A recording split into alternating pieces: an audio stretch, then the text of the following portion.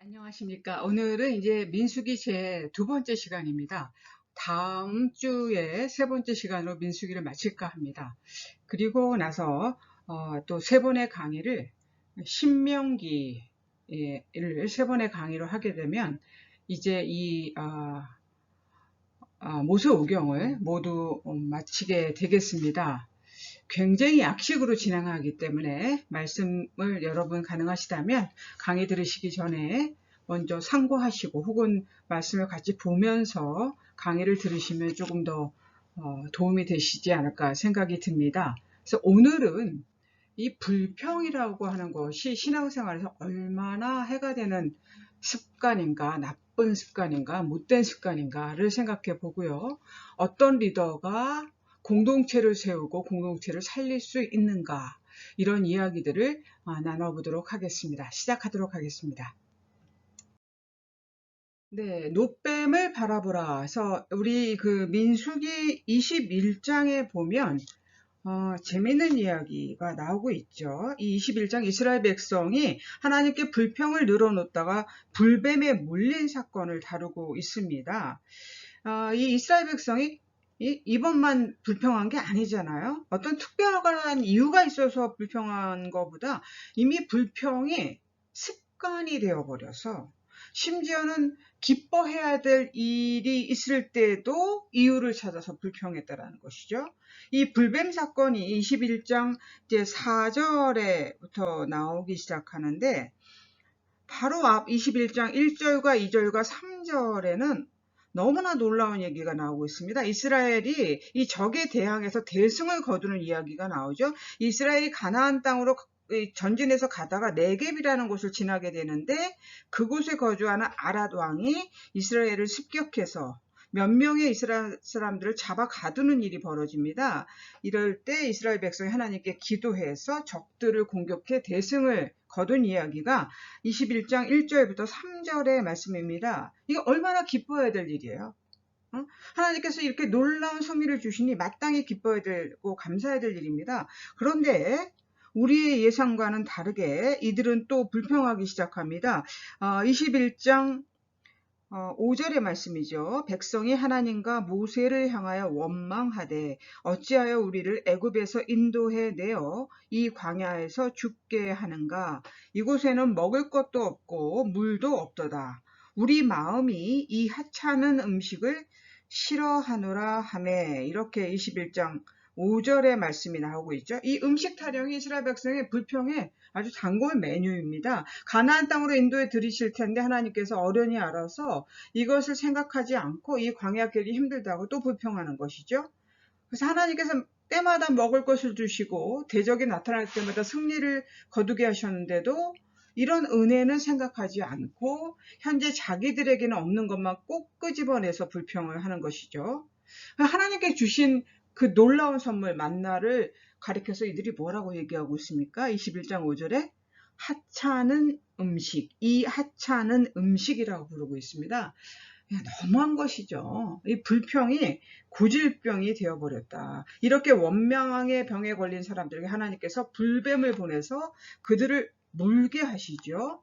하나님의 의도는 뭡니까? 이스라엘 백성을 죽이는 것이 아니라 이 불뱀의 고통, 얼마나 끔찍할까요? 얼마나 아프고 공포스러웠을까요? 이 불뱀의 고통을 통해서 불평의 죄, 이 엄청난 죄를 깨닫고 회개하게 만들기 위해서 하나님께서 불뱀을 보내서 그들을 물게 하셨다. 이것이 하나님의 의도라는 것을 우리가 이 성경 말씀을 통해서 알 수가 있죠. 하나님은 어떠하십니까? 우리가 회개하기만 하면 언제든지 우리를 용서할 준비가 되어 있는 분이십니다. 그런데 불뱀에 걸려서 죽게 된 사람들이 모두 놋뱀을 쳐다보았을까요? 아니었다라는 것입니다. 많은 사람들이 이 지시를 따르지 않았다. 이 이야기가 이제 6절부터 7절, 8절, 9절에 이렇게 나오고 있습니다. 어떤 사람은 자기에게 이런 고통을 준 뱀을 쳐다보는 건 바보짓이라고 생각하고 어떤 사람은 자기가 불뱀에 물린 것이 우연이라고 생각했죠. 그러나 자신의 고질병인 이 불순종을 회개하고 믿음으로 놋뱀을 쳐다본 사람은 모두 고침받고 다시 사는 은혜를 체험하게 되었습니다. 여러분과 저도 우리의 고질병인 불순종을 회개하고 우리 입술의 불평불만을 회개하고 믿음으로 노뱀을 쳐다보시는 저와 여러분이 되시기를 진심으로 소망합니다. 그래서 우리가 다시 새롭게 되는 거듭나는 역사, 그 하나님의 은혜를 체험하시기를 바랍니다.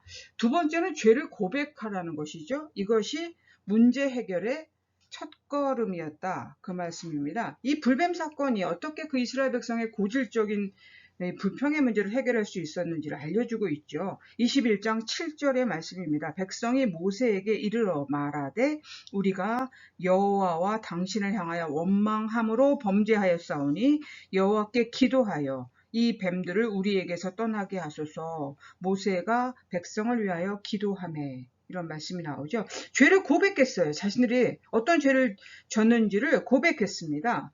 그래서 이 고백이 문제 해결의 첫 걸음이 되었다는 것.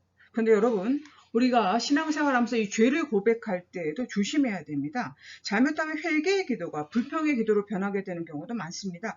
내가 잘못했다고 말을 하면서도 실제로 회개 기도는 하지 않고 남에게 책임을 돌리는 기도를 하는 사람이 있습니다. 많은 사람들이 진짜 회개 기도와 회개 기도 비슷한 기도를 혼동하는 경우가 많습니다. 우리가 회개 기도할 때부터 형식은 갖추었지만 실제로는 그 내용에 어떤 자기 속 마음의 깊은 것들을 불평하거나 남에게 책임을 전가하는 기도를 회개 기도로 착각하는 사람들이 있다라는 것입니다. 예, 이 둘을 잘 구별하는 영분별의 은사가 우리에게 있어야 되겠다. 기도의 내용이 정말 나의 불순종, 나의 불평, 불만, 나의 이 절망감, 이것을 하나님께 구하고 회개한다면 그게 진정한 회개 기도지만, 내가 기도를 할 때 나에 대한 이야기보다는 자꾸 내가 처한 상황에 대해서 기도하고 남에 대해서 기도하다면 그걸 우리가 회개 기도라고 볼 수 없다라는 것이죠. 세 번째는 예수님을 바라보라. 예, 오늘 이 장대에 달린 노뱀을 바라본 사람은 고침을 받았다고 하는데 이 노뱀이 무엇을 의미하냐는 거죠. 십자가에 달리신 예수 그리스도를 의미한다. 요한복음 3장 14절에서 15절의 말씀 보면 모세가 광야에서 뱀을 든 것 같이 인자도 들려야 하리니 이는 저를 믿는 자마다 영생을 얻게 하려 하심이라, 이 말씀이 나오고 있죠. 예. 불뱀에 물려서 거반 죽게 된 사람이 하나님의 지시대로 장대에 딸린 노뱀을 바라볼 때 고침을 받은 것처럼 이 불평의 죄로 말미암아서 영혼의 병이 들게 되었을 때 십자가에 달린 예수님을 바라보면 고침받는 역사가 있게 된다. 이렇게 우리가 이 성경 말씀을 보게 됩니다. 그런데 이런 질문들 혹은 이런 의문도 있을 수가 있죠. 왜 하나님은 불뱀에 물려서 고생하는 사람을 즉시 고쳐주시지 않는가? 그들이 기대하는, 그 기도했던 사람들이 기대하는 방법대로 고쳐주시지 않는가? 왜 장대에 달린 노뱀을 바라보라고 하셨는가? 이렇게 질문할 수 있을 것입니다. 그런데 하나님은 그들의 믿음을 보기를 원하신다. 그들 스스로가 믿음의 눈을 들어서 위를 쳐다볼 때 그 믿음을 통해서 고침받는다라는 것을 가르치기 위해서 노뱀을 사용하셨다. 우리가 이 말씀을 그렇게 바라볼 수가 있습니다. 그리고 이제 네 번째는 주님을 만나면 어때요? 언어가 변한다. 예, 이 말씀입니다. 언어가 변한다. 예. 이 민수기 21장에서 그 사람들을 물어 죽게 한 불뱀이 에덴 동산의 뱀처럼 하나님에 대해서 악평하고 불평하는 어떤 죄를 상징한다라고 하면 이 하나님을 비방하는 사람들, 죄를 지은 그런 범죄한 사람들, 뱀에게 물려서 죽게 된 사람들은 장대 위에 매단 노뱀을 보고 자신의 죄를 깨달아야 한다고 제가 말씀드렸습니다. 이 자신의 죄를 인정하고 믿음으로 그 노뱀을 바라봐야 된다. 어떻게 그 노뱀이 죽을 병을 고쳐줄 수 있는지는 몰라도 하나님께서 장대에 매단 노뱀을 보면 산다고 말씀하셨기 때문에 그대로 믿고 순종해야 된다. 예, 이렇게 우리가 이 말씀을 바라볼 수 있다는 말씀을 드렸습니다. 그래서 이 사람들의 불평불만했던 사람들의 그 입술, 부정한 입술을 변화시키는 역사가 그래서 이루어지게 된다. 불평과 비방의 죄를 인정하지 않고 노뱀을 쳐다보지 않은 사람은 다 고침받지 못하고 죽어버렸거든요. 이게 참 중요한 얘기입니다. 우리가 이 부정한 입술을 정말 하나님 성령의 인도하심으로 마치 이사야가 제단에서 뜨거운 숯을 가지고 날아서 그 이사야 입을 지지잖아요. 그런 것처럼 이 거룩한 하나님을 찬양하는 불뱀이 부정적인 그 말을 했던 이사야의 입술을 불로 정화했다라는 그 말씀들이 이사야서 6장에 보면 나오고 있잖아요. 그것처럼 하나님께서 우리의 약한 입술이 만들어낸 이 어떤 내적인 영혼 자체를 깨끗하게 지져버리는, 새롭게 정화시키는 역사가 있게 된다라는 것이죠. 그래서 이사야도 하나님을 찬양하는 입술로, 불평했던 입술이 하나님을 찬양하는 입술로 변화된 것처럼 하나님을 만난 사람은 어때요? 영혼이 변하고, 그래서 부정적인 입술에서 긍정적인 말을 하는 사람으로 찬양의 노래를 올려드리는 입술로 변화되게 된다. 만족을 모르던 탐욕스러운 영혼에서 어때요? 범사에 감사하는 영혼으로 변하게 된다. 우리가 하나님을 만났다라고 하는데, 자신을 하나님을 만났다라고 하는데 자세히 그 사람의 언어 생활과 삶을 보니까 만족을 모르고 불평과 불만이 있고, 그래서 그 입술이 변하지 않은 사람은 아직은 하나님을 만난 사람이 아니다, 이렇게 얘기할 수 있는 것입니다. 그래서 주님을 만나면 언어가 변화된다라는 거 여러분 기억하시기 바랍니다.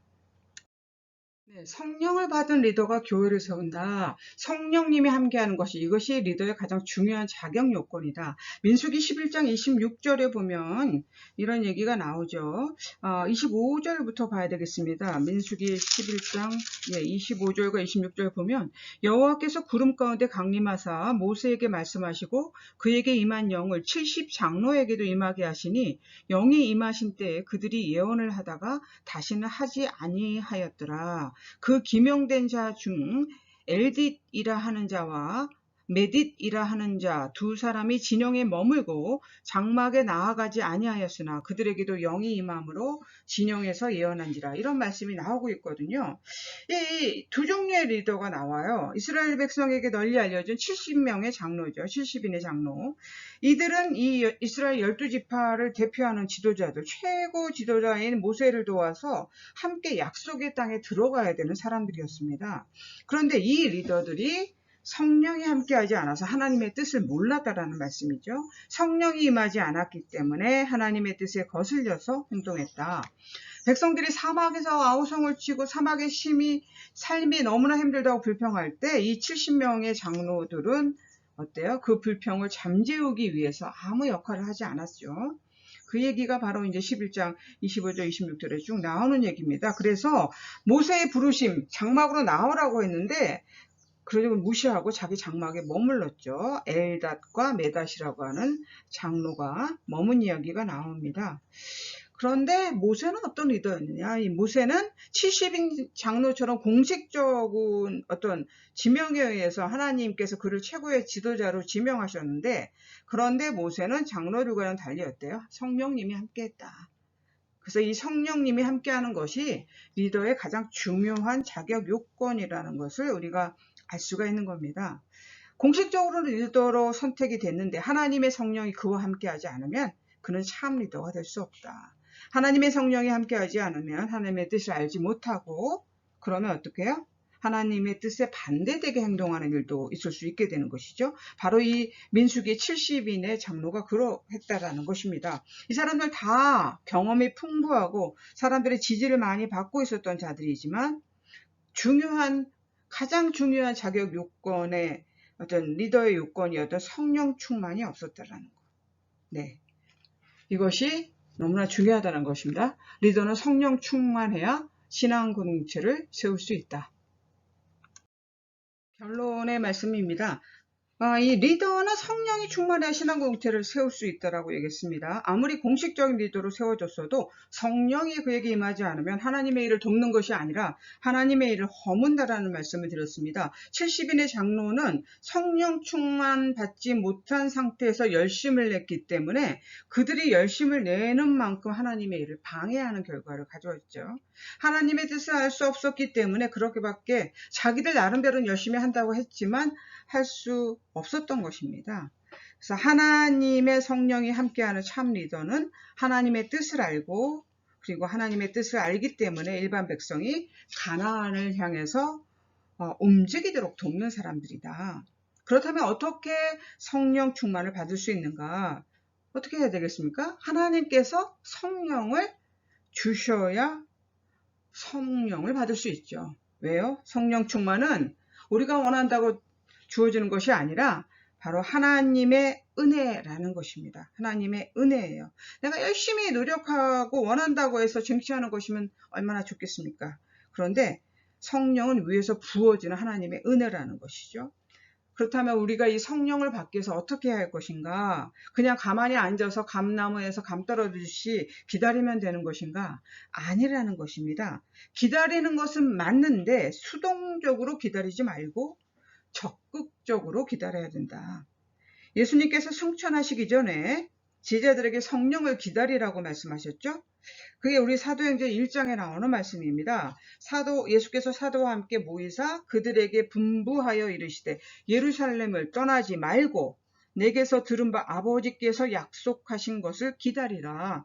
요한은 물로 세례를 베풀었으나 나는 너희는 몇 날이 못되어 성령으로 세례를 받으리라 하셨니라. 이런 말씀이 나오고 있잖아요. 그래서 이스라엘 백성이 이 말씀에 순종해서 어떻게 그때를 기다렸습니까? 수동적으로 기다렸습니까? 다른 생각하거나 놀면서 기다렸습니까? 아니었습니다. 적극적으로 기다렸습니다. 열심히 함께 모여 기도하며 기다렸습니다. 그랬더니 오순절날 성령이 그들에게 임했다.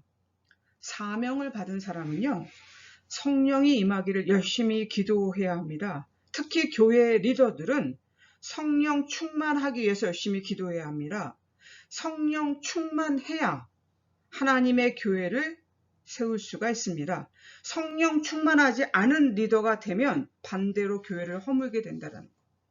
성령 없이 일하는 리더가 아니라 성령 충만해서 성령의 지시에 순종하여 일하는 리더로 모든 하나님의 백성들을 가나안으로 인도하는 참 리더가 우리 모두가 되시기를 진심으로 소망합니다. 하나님, 우리는 너무나 부족한 사람입니다. 우리의 불순종과 불평에 부정한 입술을 주님 제단 숯불로 지져주시고 정화시켜 주시옵소서. 그러나 이 부족한 이들을 통해서 하나님의 역사를 나타나게 원하시는 주님, 오순절 성령 강림 사건처럼 우리들도 적극적으로 기도하면서 성령의 강림을 기다리는 자들이 되게 하옵소서. 그리하여 우리를 통해서 신앙 공동체가 든든히 세워지는 역사가 있게 하옵소서. 주 예수 그리스도의 이름으로 간절히 기도드립니다. 아멘.